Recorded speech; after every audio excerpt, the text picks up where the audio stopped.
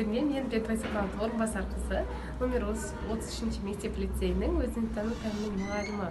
Мектепішілік үздік сабақ байқауына өз видео сабағымды ұсынамын. Сәлеметсіздер ме оқушылар?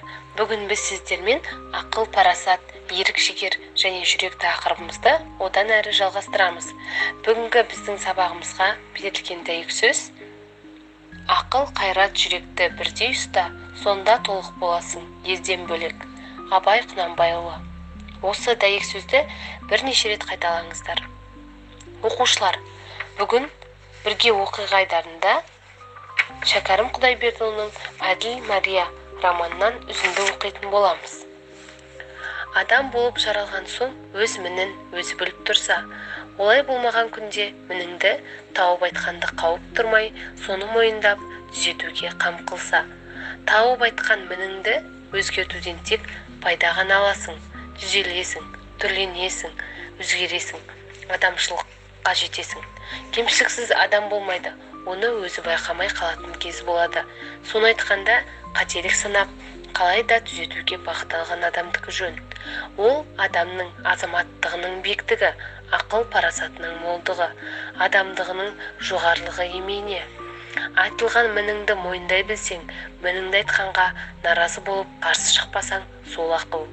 Ол адамдық қалпыңды сақтауға кедергі жасайтын жағымсыз қасиеттеріңді өзіңнен аулақ ұстауға ақылыңның жеткені мінезділік.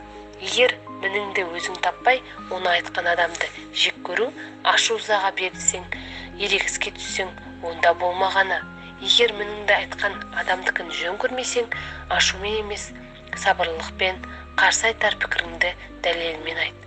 Сонда қауым саған төреші болады, кімдікі жөн екенін анықтайды.